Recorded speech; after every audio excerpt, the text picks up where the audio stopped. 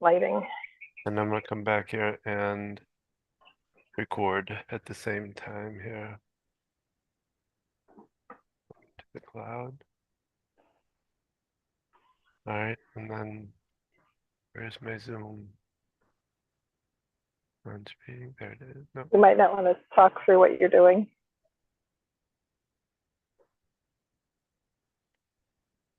All right. Well, welcome another Ask the OT with Gina Grothoff, and we're opening for your questions.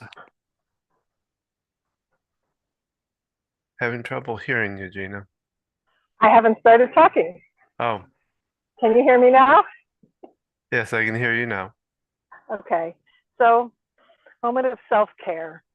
In order to take care of our loved ones or anyone, we have to care for ourselves. And so last time we talked about grounding. I am out here in my grass, in my bare feet, to take a deep breath. It's very focusing.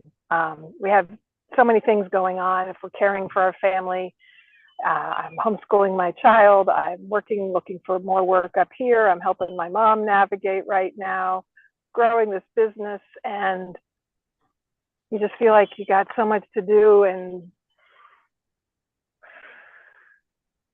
so I did my grounding this morning after a long walk with some yoga. And another self-care tip, food on the go. We're running, we're rushing, we're going places, and we grab quick food, we grab snacks, and it's easy to get in the habit of eating something not so healthy. So what is this? This is a green smoothie. There's lots of ways to make it. But to me, the key ingredients are the protein powder that I get, collagen protein powder. So I'm getting 20 grams of protein with it. I'm using fresh frozen fruits. I'm putting in spinach, and coconut water has full of potassium. I use some unsweetened almond milk. And if I want a little sweet or creamy, I might put a drop of my dairy-free coconut almond milk creamer. I've had the luxury at times of putting a little whipped cream on. So it's healthy, but it also tastes good. And if you don't like greens, you can put very little in and not taste it, or do chocolate like I used to do with my daughter, who will eat anything with chocolate when she was younger. So it's, and one way you could do this easily is making up bags ahead of time, and you just throw it in your blender. I have a Ninja, and then zip it up to go. So something to think about. All right, I'm going to go up So here while, now. while you're making your crawl up there, uh, what we're doing, Gina is doing here, and we're doing is building a community through our eParent Club on Facebook of like-minded people that are caring for their aging loved one and struggling through the things that go on there, that the questions, the confusion, the having to figure out a facility that you have to go to. And so what we're developing in this community is a place to be able to find resources. We will do more expansive Ask the OTs within that community. We're going to be doing, I'm going to be doing some of my tapping work on a monthly basis in that to help the anxiety part of the struggles we go through as a caregiving family. And of course, being around others that are involved in the same caregiving is very helpful to be able to talk with them and find their experiences and what they've been doing. So we're building a community, right, Gina? Yes, and we'd love for you to join us and share your questions. And just so you know, I'm real and do things. Can you hear me, Don? I'm sorry, my volume was turned down here, so I You were apologize. making symbols, and I thought it meant you couldn't hear me. Some, I am drinking my chai tea latte as well. I do drink caffeine as well, because sometimes that's part of doing all these things. I also really enjoy the flavor of chai tea. So yeah, I'm on some different groups online that's supporting caring for aging loved ones, as myself am really immersing even more deeply into this process right now, as my mom has been managing to care for my dad at home. with different caregivers coming into the house. And it's gotten to the point where his dementia's gotten worse. He needs more hands-on care. It's hard to keep regular caregivers. They cancel sometimes. It's hard to find a good person to take on more regularly, and it can be a challenge. And we both wanted to keep him at home as long as possible, and we realized we're beyond that point. And so I now live an hour and a half away from my parents, whereas before I was closer. My mom is willing to relocate up to this wonderful small town of Salisbury, just outside of Charlotte, where we live. And considering, and it's a big deal for her, she's lived in her home for, I don't know, 10, 12 years, something like that. But she moved there when my dad was still pretty competent. And so she's never had to do this whole selling and moving thing kind of on her own. And she's messaging me right now, asking me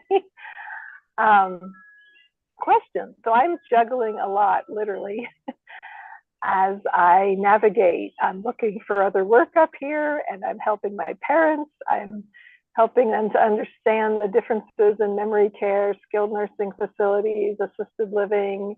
Different places have different structures. I've gotten my brother who lives 600 miles away.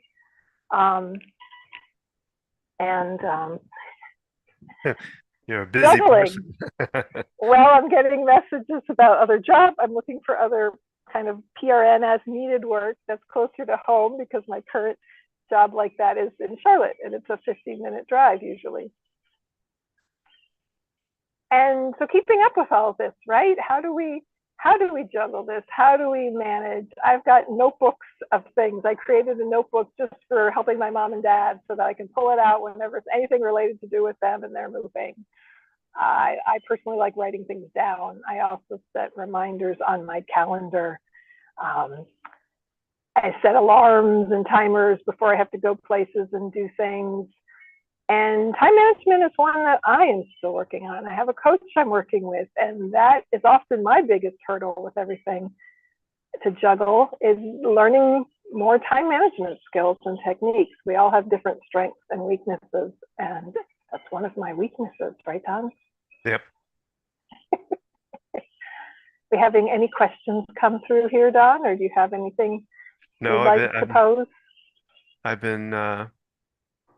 I've been posting out, letting know that you're live now, and not seeing any questions at this point. Trying to think of, I was in a meeting yesterday with seniors, and trying to think of some of the things that, they're dealing with anxiety and stress themselves. I had a lady that she was caregiving for her 97-year-old mother, and maybe we could talk about longer. What she was running into is she was getting back into the stream of what she got, the messages she got from her mother, some of the negative stuff she got were coming back up, resurfacing for her because her mother was living with her now. And she had moved back from, I think, Oklahoma or something like that to help her mother, and now all the old stuff is coming back for her, and the anxieties along with it. Maybe we could talk something around that, about how we have to think about that with the caregivers, as well as we have to think about how we communicate with the person we're taking care of, and think about the fact of what they're going through in this transition of life.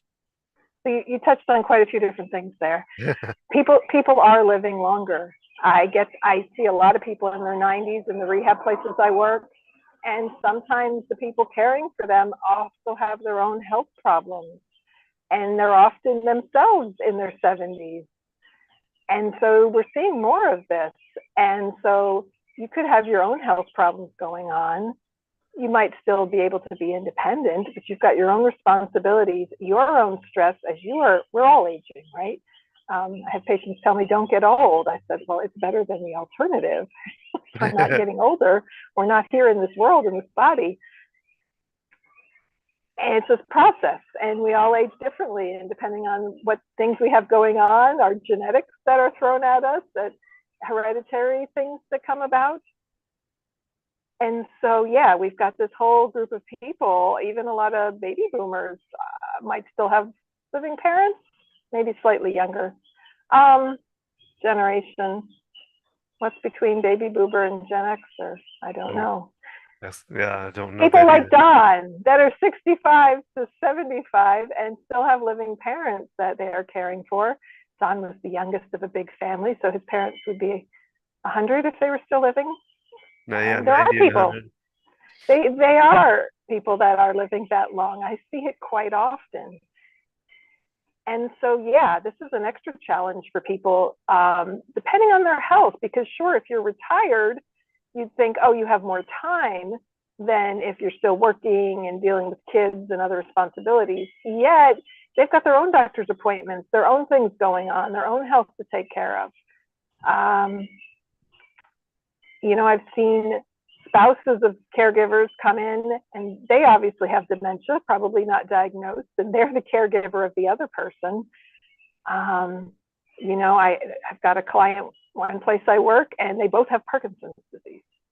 She's still independent and is able to function, living in the independent side of things, and he's in memory care. And as people get older, if you're in that position, you could even be younger and have health challenges. I know people younger than me in their 40s that have aging parents, and they are also dealing with their own health challenges. So this is a very big topic that you brought up, Don, and there's many areas to touch on because it kind of boils down to that self-care piece. And that's why I like starting out these talks with that, because it's so true, and it's, can become cliche. We've got to put our own oxygen mask on before we can put one on the person next to us. Yet we think we're doing okay, like my mom and me in different situations when I've had to care for Don being in the hospital with his heart disease. We think we're fine. We're going. We're somehow managing it all. And then there's a resting point or a stopping point. And then all of a sudden we have illness, we collapse, we don't see the out effects right away.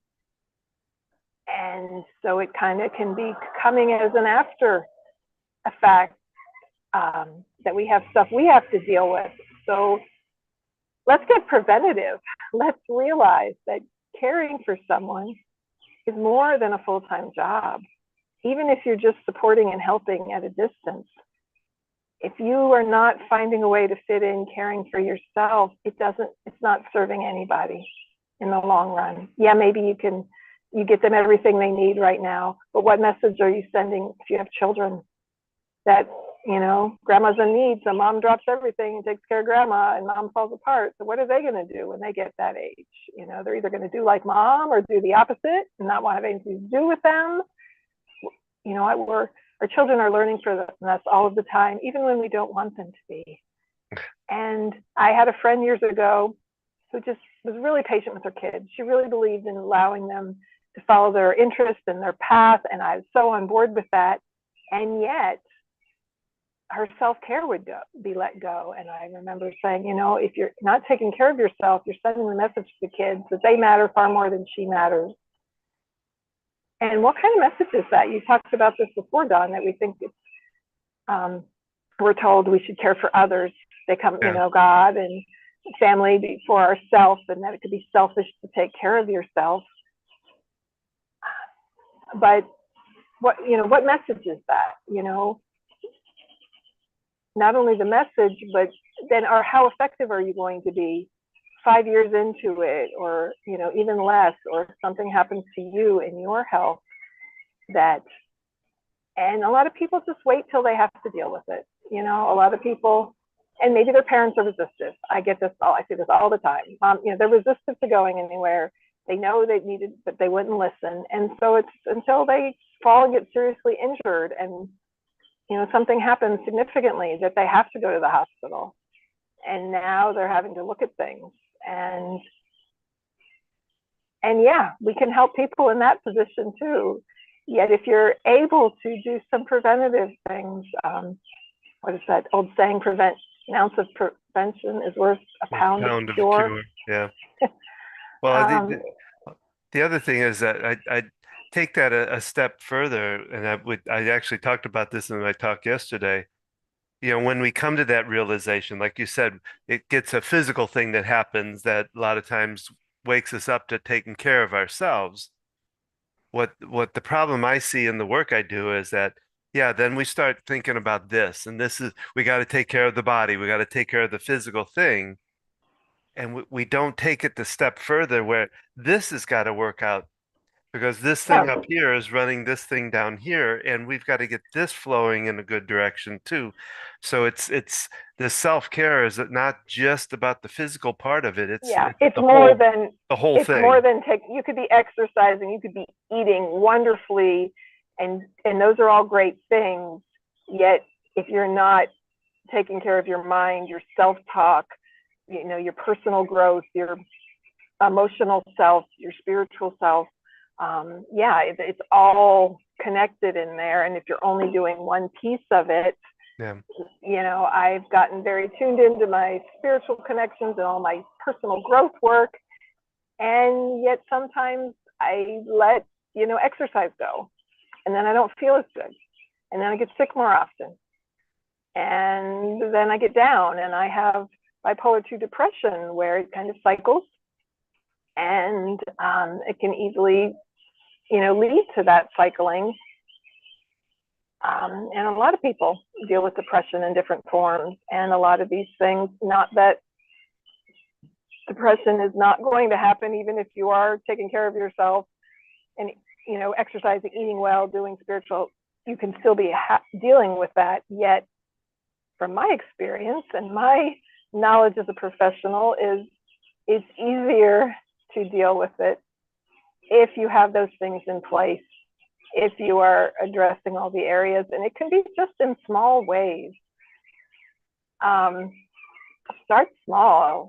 You walk up and down your steps one time, once a day. Walk to your mailbox and back and slowly progress further. Yeah. I have to remind myself of that when I get where I'm not feeling well and I'm like, oh, I gotta wait till I'm better to walk again. And it's like Yeah. little bits of activity can really, especially if we've been sick and laying in bed and not doing much, or we're out of the routine of doing exercise. We're jumping in our car, we're going to work, we're popping to the grocery store, we're picking up things, and we think, oh, we're just going all the time. But how's our endurance? If we try to walk, a mile, are we exhausted? If we go upstairs, are we huffing and puffing? Are we feeling depleted and drained at the end of the day? That's a sign we need to build up our endurance. And there's lots of different ways to do that. Well, and and an example that I think the audience might relate to or at least understand that can kind of go on this idea of we have to take care of this and both of these is when it comes to weight loss. I've dealt a lot with people with weight loss, and they go through the different programs, the Jenny Craig's or whatever, and it becomes a roller coaster because they're not working on here, they're just working on this.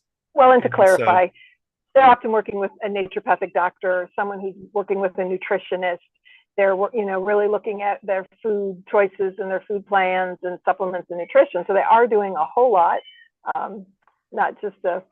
well, yeah, no, but And and yet, until you get this going really well and get the mindset changed as the to messages that you're telling yeah, yourself then that are holding you back. even what they do naturopathic wise, that'll help a lot, but it may not be as quick, in losing the weight. It may not last even It then, may not last.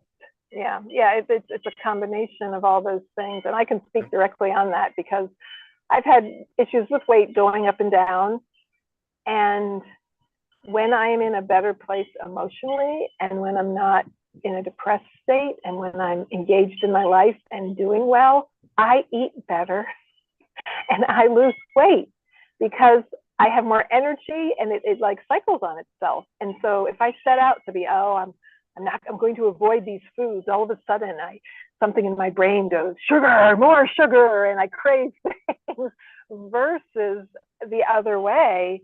The times that I've lost the most weight is because I've been engaged in my choices, and in paying attention to the other aspects of my life and taking care of myself. And from that, I make better choices. And yeah.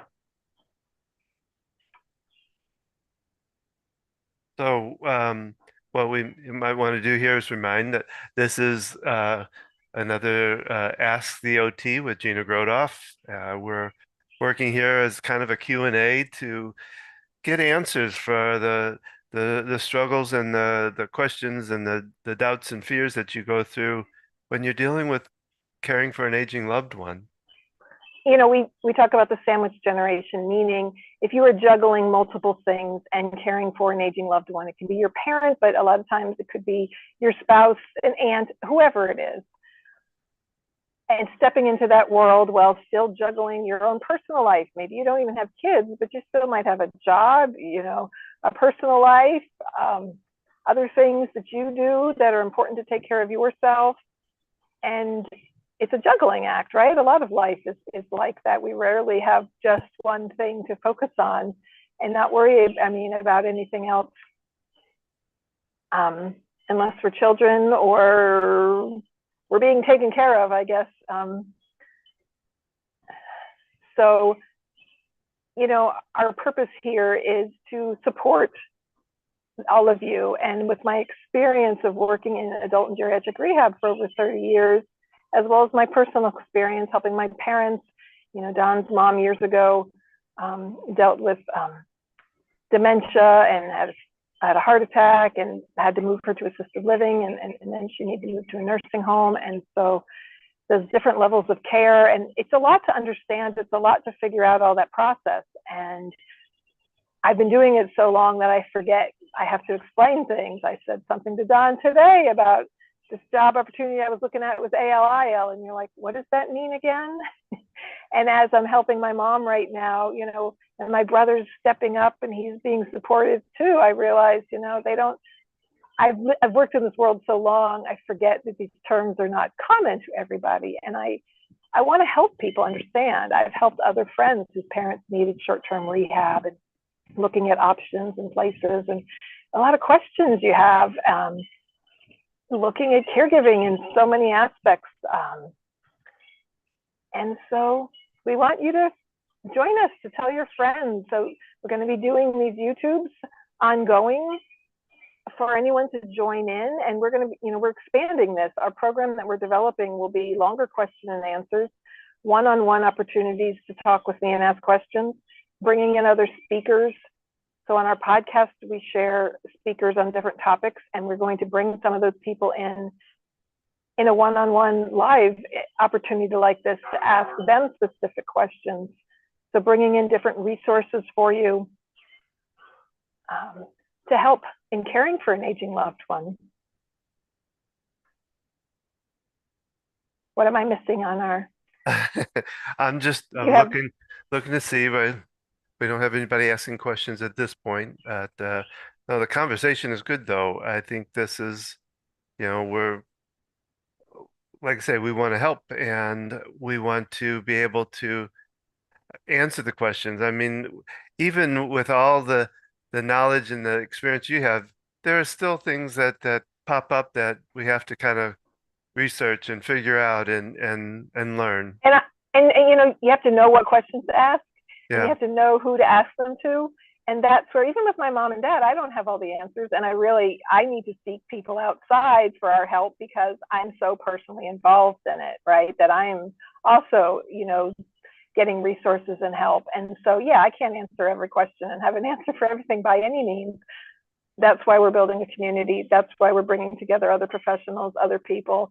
And we've talked to many people who've been through this with the parent, and now their parent has passed or they're on the other side of it, and they tell us they wish they had something like this when they were going through it. And, you know, hearing their perspectives, I think we interviewed, there's someone we talked to, and I can't remember if we've done the podcast yet or not, you know, hearing other stories of people who've been through this to really get a better picture of the challenges you could be facing, because being prepared ahead of time can make things easier. Sure, it can be daunting to hear, like, I don't want to know. I don't want to hear about it until it happens. I'm not going to deal with it now. Well, And yet how does that play out? How does that really work out in the end? Maybe for some people, I don't know, but having some information ahead of time can certainly help us go in the right direction. well, I think one of the areas that we're hoping to work towards is being able to get that conversation started early. You know, being a little bit ahead of the game, I guess, or whatever, however you want to Well, say it. and But just like our role with helping parents, wherever you're at in the process, whether you have healthy 70-year-old parents and you're just wondering about these things, or your parents have some illnesses, but they're still taking care of themselves, or something has happened and you regret some choices you made. It's never too late to think back and reflect through things. And even if, I mean, heck, come on here, even if you've had a parent that's passed, and you can share your experiences to help others and, processing what you've been through. That's where Don was teaching EFT and the releasing that kind of emotional baggage that holds us back from doing things. And so that's going to be part of the community, is him doing live sessions. And tell us more about EFT, Don. well, yeah, it's a wonderful process. I like I said, I've been lately going around to a lot of the senior centers, helping them to learn how to bring down their fight or flight, bring down their anxiety, and using a process of some fairly simple in style of tapping to be able to lower that and to be able to get to work through, like we've been talking about. It's in truth, it's really about changing mindset, getting past a lot of times we have negative messages that may have gotten as a small child. We don't even realize they're there Yeah, sometimes. We, because we they've know that been, we're being held back, but we don't even know what it is or why. yeah. And so it helps So uncover that as well as moving forward from it. yeah, so in my work, we're doing this tapping process, but in reality, like I said, we're really working on finding, becoming aware of what we're talking, saying to ourselves. What is this self-talk like? Because people don't realize how powerful that is to even to our health, that it does Mhm. have effect on it Our because physical health as well as our emotional yeah, health. because it's raising anxiety, kicking us into fight or flight, and that's doing physical things to us, chemical things to our bodies. I like to when I do a talk about EFT, the first thing I like to do is really get them to truly understand what anxiety is and how hidden it can be. How it's to me, anxiety or stress sometimes can be that elephant in the room that you don't even realize how stressed you are because a lot of times they've been in it for so long. Well, and you have professionals and people telling you, well, don't be stressed. Yeah. How do you don't be stressed? What does that, I remember saying to someone years ago when we were dealing with one of our kids' serious anxiety disorder, it's like, what do I just leave my family? I mean, how do you not be stressed? You see that message, reduce your stress, lower your stress. When you had your heart attack and we went to classes, reduce your stress. That doesn't mean anything. You need tools. You need actual hands-on specific tools. You need tools you can do daily in the moment, like grounding, tapping. You can do briefly, anytime, anywhere. You can do it in a way that nobody even knows you're doing it. You need those tools for simple self-care, as Rita Garneau talked about, and you can check our podcast on that. Be sure to check our Focused Healthy Family podcast on a variety of these topics that we're covering right here. We have done podcasts with interviews of a lot of people on things related to self-care. And, also, you might tell us, oh, go take a vacation and relax, and then you'll come back refreshed. Well, will you?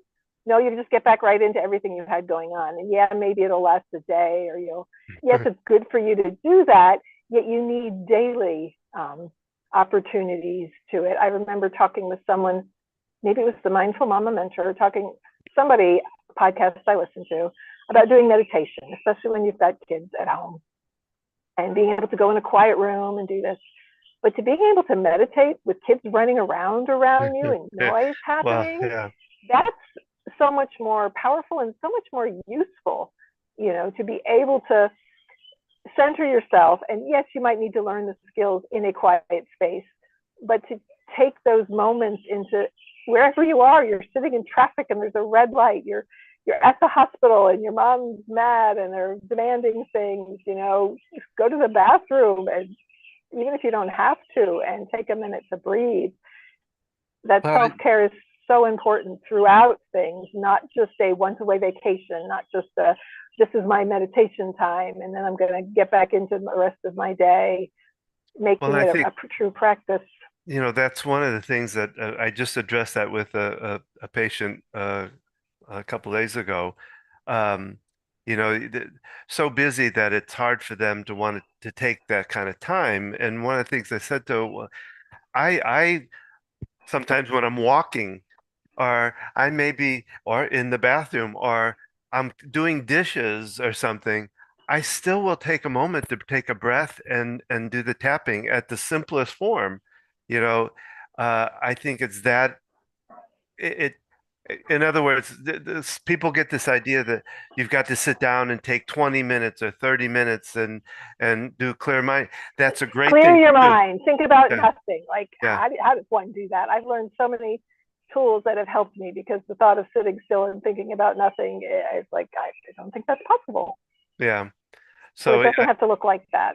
no, it can be, like I say, it can be walking. When I'm driving and some person pulls in front of me the wrong way, I am holding on the steering wheel, but I'm doing some tapping, I'm doing some breathing, I'm actually working through it in my mind. So it doesn't have to be this.